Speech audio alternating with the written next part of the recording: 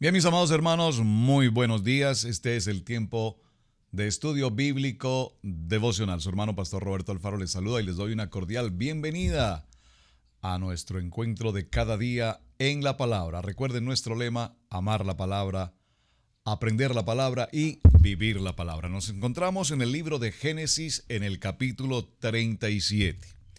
Y este capítulo 37 realmente no lo podemos pasar tan desapercibido, toda vez que a través del capítulo 37, en la historia apasionante, en la vida de José, hay mucho, pero mucho de qué hablar, toda vez que allí está escrito todo el mover profético que está de venir en la vida de todo Israel a través de las 12 tribus hasta nuestros días. Así es que vamos a revisarlo brevemente, en detalle, algunos aspectos que no podemos, repito, pasar por alto.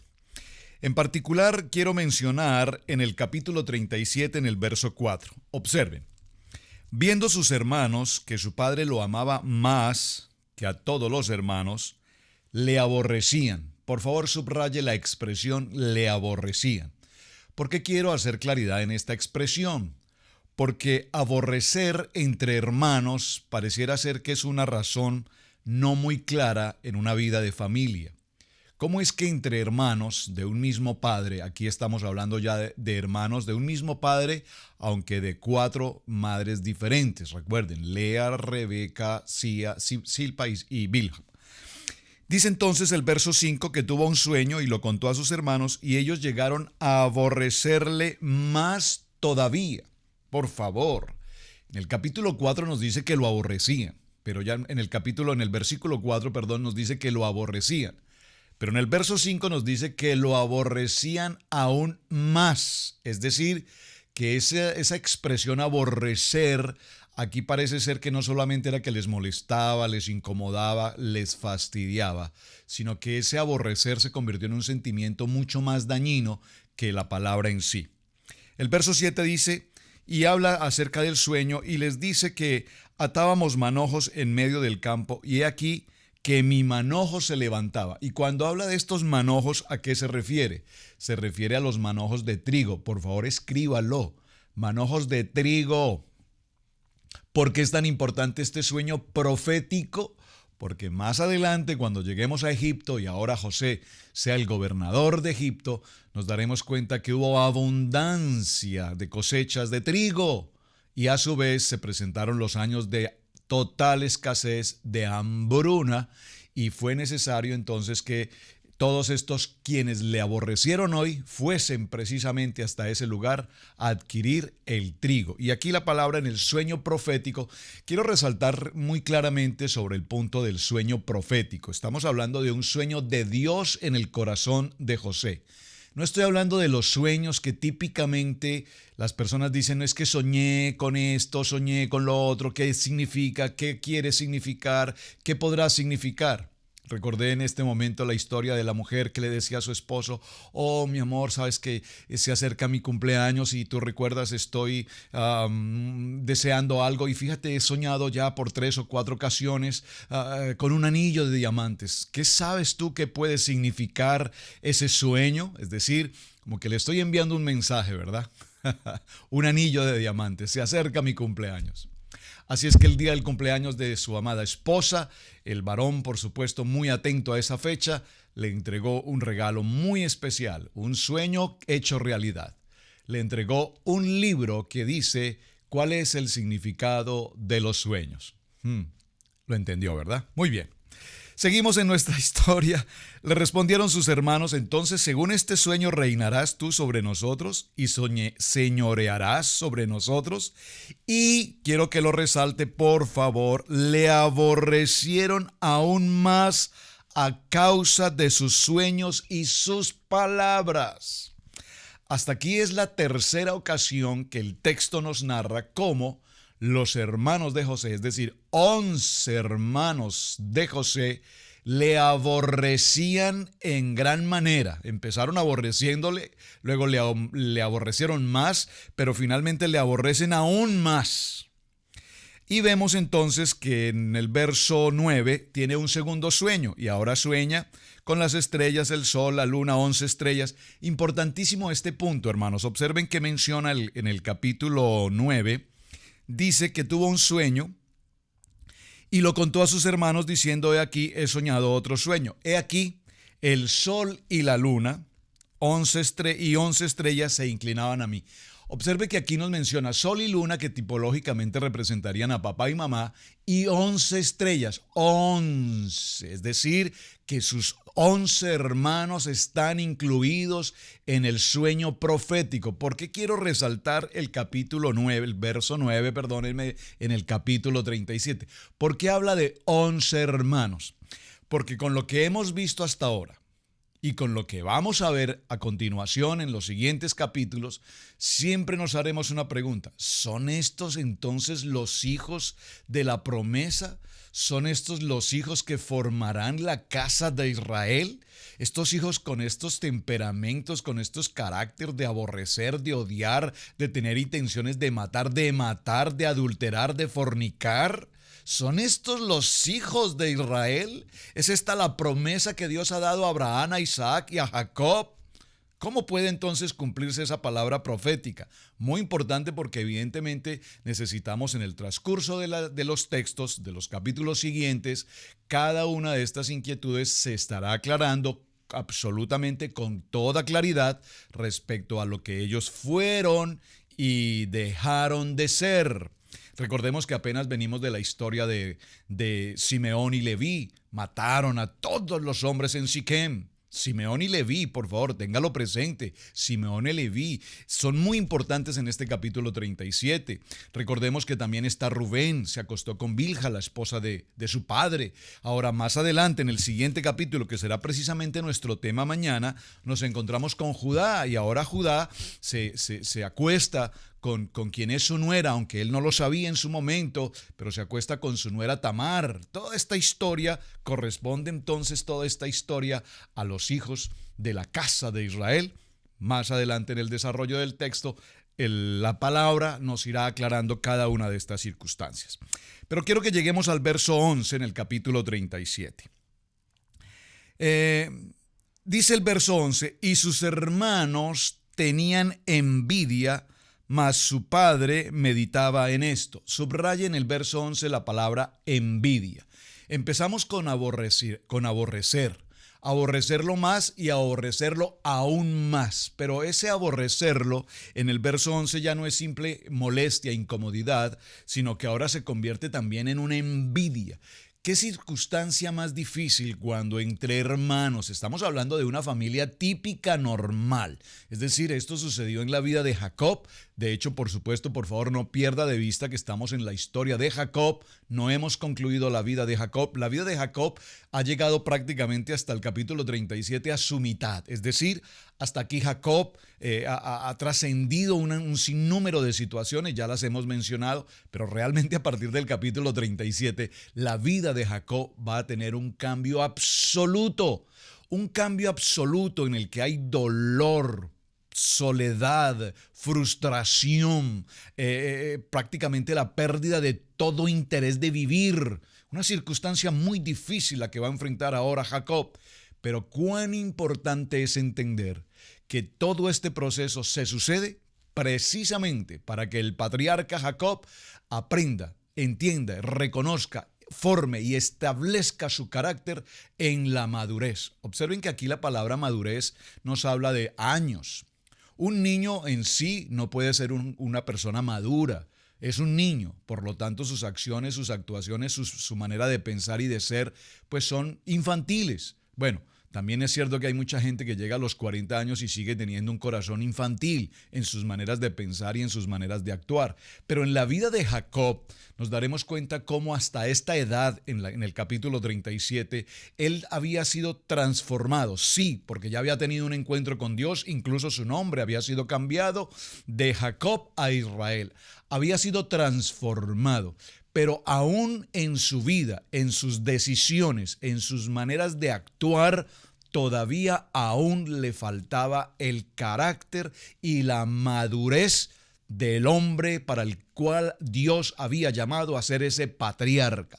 Por lo tanto, el capítulo 37 en adelante empezará a ser la forma como Dios trabaje, si me permite usar esta expresión, ajuste la vida de Jacob hasta que llegue a ser el hombre que evidentemente Dios había establecido desde un principio para convertirse en ese gran padre, ese hombre poderoso patriarca de la palabra. Muy bien, envidia entonces en el capítulo 11, ya las circunstancias se convierten en envidia. Veamos entonces a partir del verso 13 algo muy interesante. Dijo Israel, y observe que aquí dice Israel, está hablando de Jacob, dijo Israel a su hijo José: tus hermanos apacientan las ovejas en Siquem. Recordemos qué sucedió en Siquem. Siquem fue el lugar donde Dina, la hija de Jacob, había sido violada. Recuerden esta historia. Pero estamos hablando de que ellos se encuentran en Hebrón. Siquem está aproximadamente, y tengo aquí a mi disposición un mapa para que veamos la geografía. Usted puede hacerlo en sus Biblias o en sus ayudas técnicas. Usted encontrará que ellos se encuentran ahora en Hebrón.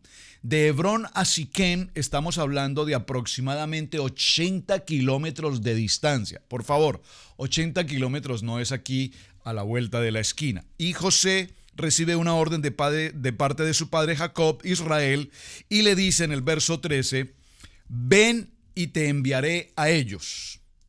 Y él respondió, heme aquí. Es decir, José es enviado por su padre a una misión, a una tarea de gran responsabilidad. Viajar 80 kilómetros solo. No indica que iba acompañado de una caravana ni de otras personas, solo. E Israel le dijo, ve ahora y mira cómo están tus hermanos y cómo están las ovejas y tráeme la respuesta. Y le envió del valle de Hebrón y llegó a Siquem. Y observe que aquí el verso 14 nos narra tan sencillamente, le envió del valle de Hebrón y llegó a Siquem.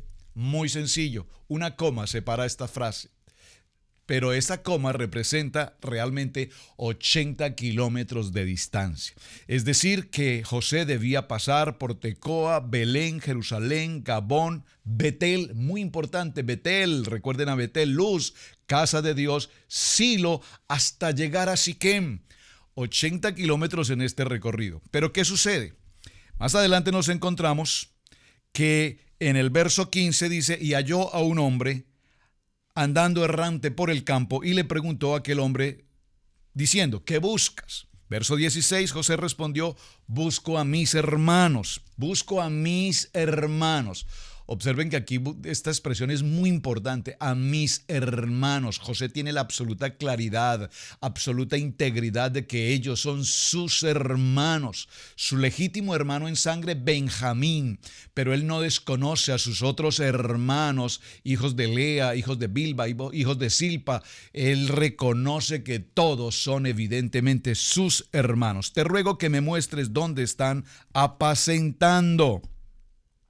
Y observen que aquí, en esta misión, el hombre le responde y le indica que han viajado a Dotán. Ahora, si usted va a su mapa bíblico y se encuentra con esta geografía, nos daremos cuenta que hasta Siquem, 80 kilómetros.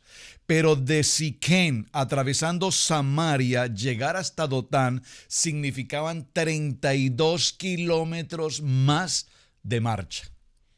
Es decir, que este recorrido de 112 kilómetros de distancia, hubo de recogerlos José solo en medio de toda la incertidumbre del día, de la noche. No era un recorrido de un momento, él salió en la mañana y llegó en la tarde. Estamos hablando de que este recorrido de 112 kilómetros significaban días de camino, días de sol, días de oscuridad en la noche, días de riesgo, días de peligro.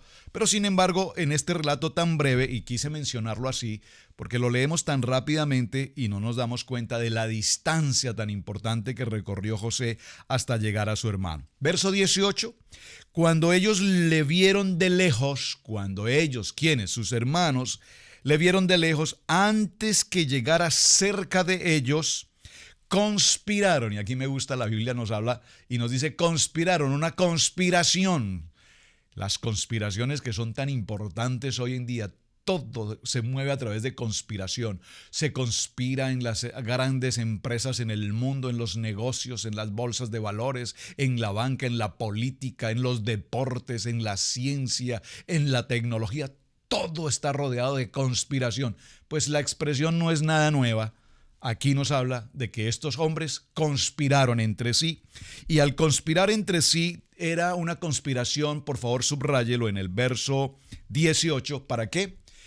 ¿Cuál era la conspiración que traían? Matarlo. Por favor, subráyelo, matarlo. La intención de esta conspiración entre hermanos era matarlo, es decir, el pensamiento de sí entre ellos era matarlo. No solamente era aborrecerlo, no solamente era la envidia, el celo, ahora la intención era mucho más dañina, matarlo. Por favor, entendamos esta historia apasionante. Aquí vemos entonces que su corazón estaba totalmente dañado, si me permiten esta expresión. ¿Por qué digo dañado? Porque es que pensar, tener la intención, conspirar, ponerse en común acuerdo, 11 hermanos. Bueno, tal vez 11, por favor, corrijamos, porque Benjamín no estaba en esta lista. Importante. Digamos 10 hermanos entonces, porque Benjamín no estaba aquí en este propósito. Benjamín era aún muy niño, por lo tanto él no estaba aquí. Corrección. Muy bien. Gracias. Entonces, esta conspiración no era simplemente démosle un castigo, hagamos algo con él. No, la intención claramente la Biblia nos narra es matarlo. Ahora bien, en esta intención de matarlo, dijeron el uno al otro, he aquí viene el soñador. Es decir, que ni siquiera dicen, viene mi hermano, viene nuestro hermano, viene José. No, ellos dijeron, viene el soñador. Es decir, de una manera totalmente despectiva. Y lo mencionaban como que el que cree que va a estar sobre nosotros, como que el que cree que va a tomar el control de la jerarquía, que será el próximo patriarca de Israel, este que se cree que todo lo puede. Pues bien, el soñador, ni siquiera entregan su nombre. Ahora pues venid y matémosle y echémosle en una cisterna y diremos, alguna mala bestia lo devoró y veremos qué será de sus sueños. Observen que aquí la intención de los hermanos, además de matarle, ahora la segunda intención era decirle a Jacob, su padre, que una bestia le había devorado. Es decir, se han puesto en la conspiración ahora, no solamente con matarle, sino que la conspiración ahora tiene un segundo plan y es engañemos a nuestro padre. Vamos a mentirle a nuestro padre. Vamos a quitar del corazón de nuestro padre a su hijo, a quien tanto ama, al niño consentido, al niño bonito, al que se cree todo, al soñador. Lo vamos a quitar de en medio para que nuestro padre entienda que aquí hay una jerarquía, que yo Rubén soy el mayor. Judá dijo y yo soy el cuarto en lugar. Simeón y Leví dijeron nosotros somos los hijos de Lea, somos los primogénitos. Wow, que hay una situación bien difícil. Recordemos que toda esta historia tiene un trasfondo y el trasfondo es la primogenitura. Todos tenían claro que el primogénito era Rubén. Pero ya sabíamos por la narrativa que traíamos anteriormente que Rubén había sido llevado o había pasado por la circunstancia de tener una intimidad con la esposa de Jacob, por lo tanto ese lugar de primogenitura lo descalificaba. Luego vemos a Simón y Leví y recordemos en la historia que Simón y Leví habían sido los protagonistas de una matanza y un saqueo a la ciudad de Siquem. Ahora, ¿quiénes dirigían esta historia? Muy importante. Observemos esto.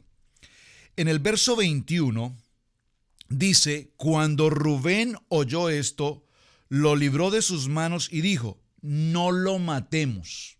No dijo, no matemos a nuestro hermano, dijo, no lo matemos. No matemos a este soñador, no lo matemos, no matemos a este consentido de papá, no lo matemos. Entonces, aquí hay algo interesante. Los 10 hombres que están allí en conspiración en algún momento consideraron el dolor que podía recibir Jacob al conocer esta situación? ¿En algún momento consideraron estos 10 hombres que conocían de la palabra? Ellos eran conocedores de la Torá hasta este momento porque Jacob se las había enseñado. Ellos eran hombres temerosos de Dios hasta este momento. Claro que sí, hijos de Jacob. Claro que sí, Jacob les había enseñado de todo el poder de nuestro Padre eterno.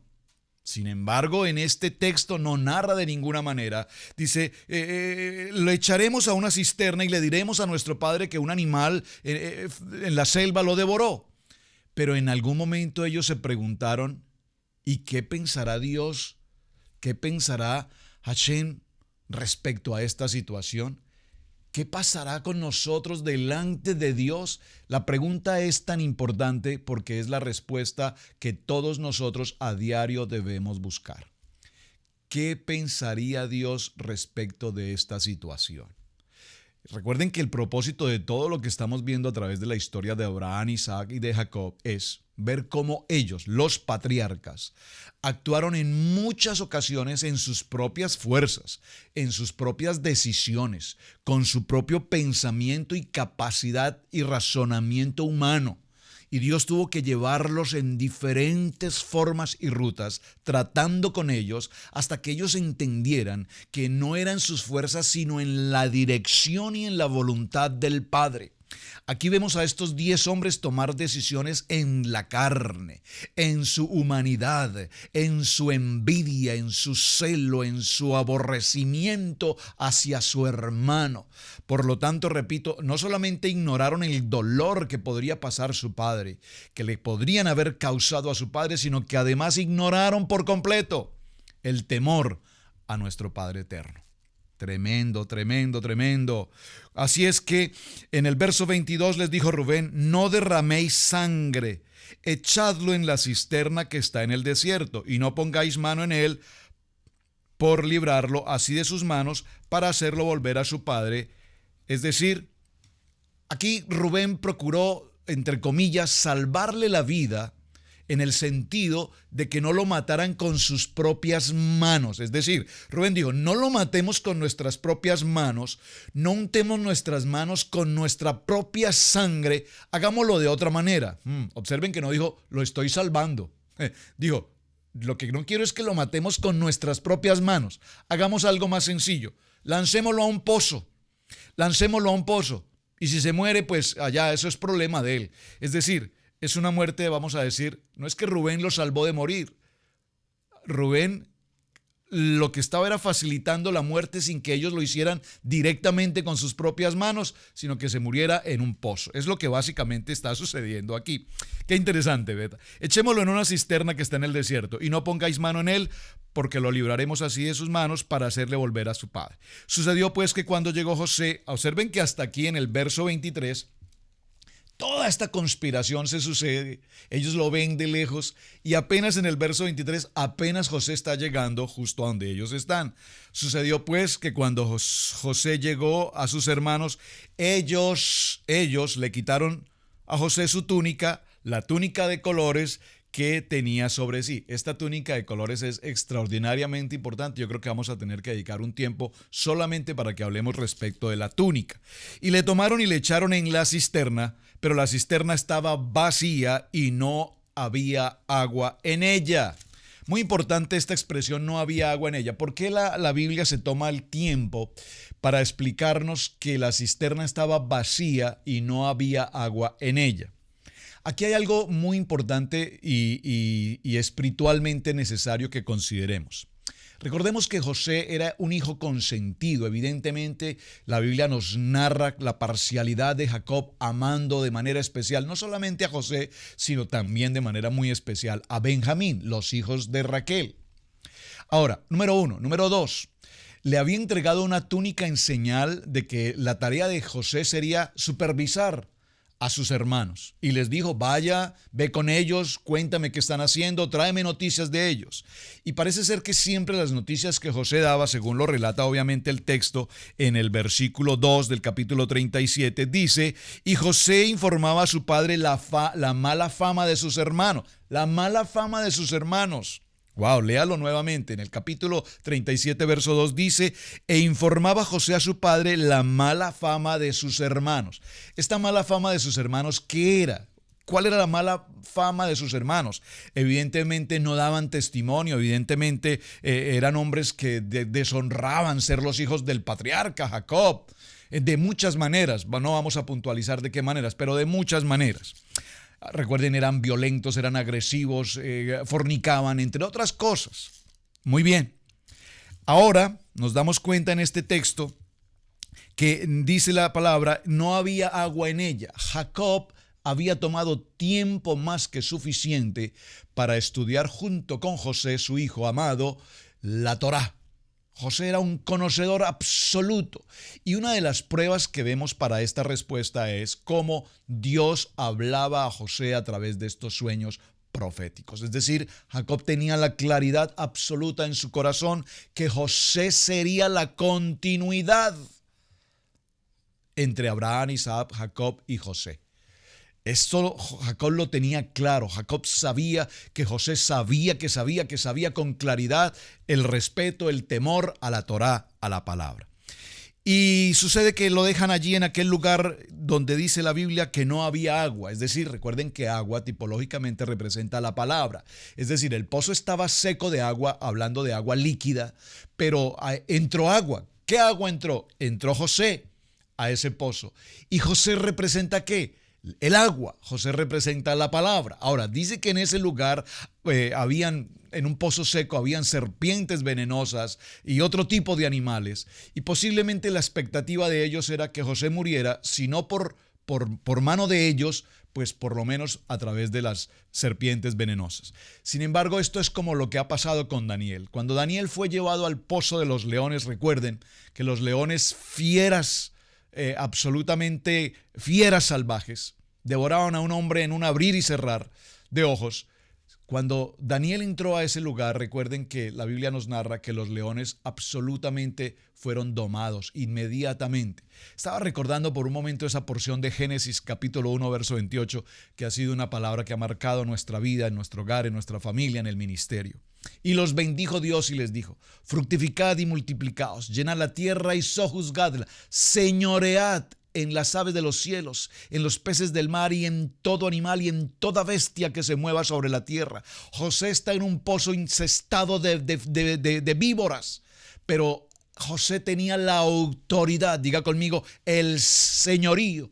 Es decir, que así como Daniel, José en aquel pozo no sería víctima, no sería presa de esta circunstancia. Qué interesante, porque cuando un hijo de Dios tiene el señorío y la autoridad de Dios, toda la naturaleza, dice la palabra, que aún las piedras, si nosotros no adoramos y alabamos, aún las piedras cantarán. ¡Wow! ¡Qué tremendo está esto! Verso 25. Y miren qué sucede en el verso 25. ¡Qué interesante! Y se sentaron a comer pan. Es decir, que estos hombres dijeron, por fin salimos del soñador, nos quitamos el problema de nuestro hermano, a ver qué va a pasar ahora con sus sueños proféticos, ya no lo tendremos más aquí, pues sentémonos, hagamos un banquete y disfrutemos, dice la palabra. Y se sentaron a comer pan y alzando los ojos miraron y aquí una compañía de ismaelitas que venía de Galaad y sus camellos traían aromas, bálsamo, mirra e iban a llevarlo a Egipto. Vamos a dejarlo en este punto para que observemos algo. Esta caravana de ismaelitas, y aquí hay algo muy interesante porque menciona ismaelitas, es decir, ¿de dónde vienen? De Ismael. ¿Quién es Ismael? Hijo de Agar y Abraham, ismaelitas. Pero también dice a su vez y madianitas. ¿Quiénes son los madianitas? Los descendientes de Cetura y Abraham, hijos de Cetura y Abraham, Madián. Interesantísimo. Pero lea este texto con detenimiento porque dice que esta caravana traía aromas, bálsamo, mirra e iban a llevarlo a Egipto. Es decir, que no era una caravana común, no era una caravana de malos olores ni apestosa. Era una caravana que traía aromas, bálsamo, mirra y lo iban a llevar a Egipto. Mis amados, vamos a dejarlo aquí en el versículo 26. Todavía nos quedan algunos textos para concluir el capítulo 37. Así es que léalos, por favor, en detenimiento. No los pase por alto. Que el Señor revele qué hay allí en cada uno de estos versos porque es apasionante la historia. Nos vemos mañana. Dios mediante, estaremos aquí pendientes, punto y hora, en Estudio Bíblico Devocional. Su hermano Pastor Roberto Alfaro les saluda. Shalom, bendiciones, feliz Hanukkah. Muy buen día.